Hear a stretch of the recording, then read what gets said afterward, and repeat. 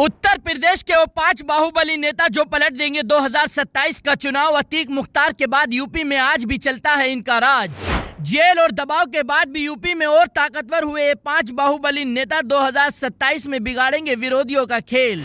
कोई योगी आदित्यनाथ का करीबी तो कोई अखिलेश का दुश्मन। कौन है ये 5 बाहुबली नेता जो पलट सकते हैं यूपी का चुनाव। कई दशकों तक यूपी की सियासत में कहावत चलती रही, यहाँ सरकारें बदलती हैं लेकिन बाहुबलियों का रसूख नहीं बदलता। अतीक अहमद से लेकर मुख्तार अंसारी तक बड़े बड़े बाहुबली नेता आज दुनिया को अलविदा कह चुके हैं, लेकिन उनका नाम आज भी यूपी की राजनीति में गूंज रहा है। लेकिन आज हम आपको उत्तर प्रदेश के उन 5 बाहुबली नेताओं से मिलाएंगे जो अभी भी जिंदा हैं, जिनका सिक्का दिल्ली से लेकर लखनऊ तक चलता है, जो उत्तर प्रदेश के चुनाव को पलटने की ताकत रखते हैं। इनमें पहला नाम है रघुराज प्रताप सिंह उर्फ राजा भैया का। राजा भैया प्रतापगढ़ के भद्री रियासत के शाही परिवार से आते हैं। उन्हें कुंडा का बेताज बादशाह कहा जाता है। साल 1993 में महज 26 साल की उम्र में वो पहली बार निर्दलीय विधायक बन गए थे। इसके बाद से अब तक कुंडा सीट से लगातार वो 7 बार विधायक बन चुके हैं और ये उन्होंने एक नया रिकॉर्ड कायम किया है। मायावती सरकार के दौरान साल 2002 में राजा भैया पर पोटा लगाया गया था।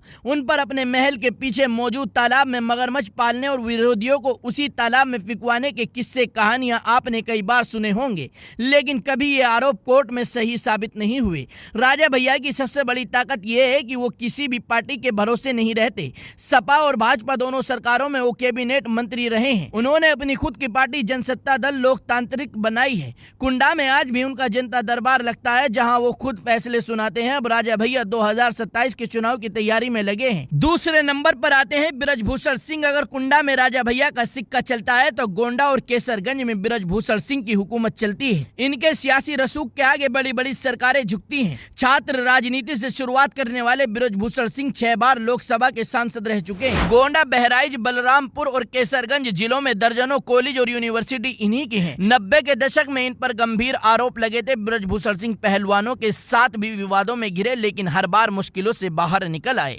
ब्रजभूषण सिंह की ताकत का अंदाजा इस बात से लगाया जा सकता है कि पहलवानों के साथ तमाम विवादों के बावजूद भाजपा ने केसरगंज सीट से उनके बेटे करण भूषण सिंह को टिकट दिया और वो भारी मतों से जीते। बीते दिनों मदरसे के बच्चे भी ब्रजभूषण सिंह को देखकर शेर आया के नारे लगाने लगे। अब ये भी 2027 की चुनाव की तैयारी में जुटे हैं। तीसरे नंबर पर आते हैं धनंजय सिंह। धनंजय सिंह को जौनपुर का रॉबिनहुड कहा जाता है। लखनऊ यूनिवर्सिटी से राजनीति की दुनिया में कदम रखने वाले धनंजय सिंह साल 2002 में विधायक बने और 2009 में जौनपुर से बसपा के टिकट पर सबसे युवा सांसद बने थे। पूर्वांचल में उन्हें क्षत्रिय समाज का बड़ा चेहरा माना जाता है। धनंजय सिंह को नमामि गंगे प्रोजेक्ट के मैनेजर अपहरण और रंगदारी मामले में कोर्ट ने 7 साल की सजा सुनाई थी, जिसके कारण वो जेल भी गए थे। इन पर कई मुकदमे दर्ज हैं, लेकिन इसके बाद भी धनंजय सिंह आज भी कई लोगों के लिए मसीहा हैं। वो गरीबों की शादियों, इलाज और आर्थिक मदद के लिए हमेशा सक्रिय दिखाई देते हैं। 2027 के यूपी चुनाव में भी धनंजय सिंह किंग मेकर की भूमिका निभाते नजर आ रहे हैं। चौथे नंबर पर आते हैं मदन भैया।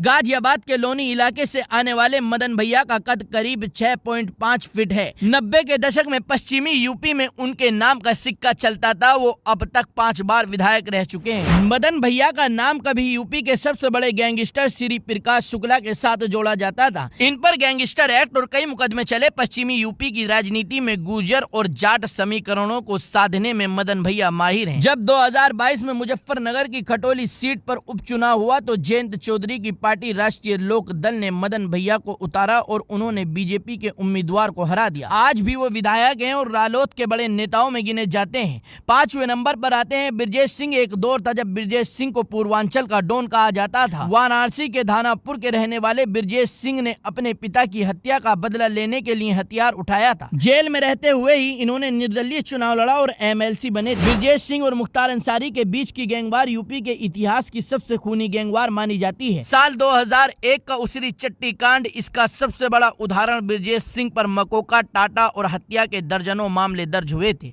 जिनमें से ज्यादातर में वो बरी हो चुके हैं। मुख्तार अंसारी के अंत के बाद पूर्वांचल को ब्रजेश सिंह के खेमे का पूरा नियंत्रण माना जाता है। उनके सगे भतीजे सुशील सिंह वाराणसी की सैयद रजा सीट से बीजेपी के ताकतवर विधायक हैं। ब्रजेश सिंह भले ही पर्दे के पीछे रहते हैं, लेकिन पूर्वांचल की कम से कम 10 विधानसभा सीटों पर उनका राजनीतिक दखल है। खैर, आपको क्या लगता है 2027 के यूपी चुनाव में इन बाहुबली नेताओं में से किसका पलड़ा सबसे ज्यादा भारी रहेगा? कमेंट में अपनी राय जरूर बताकर जाइएगा।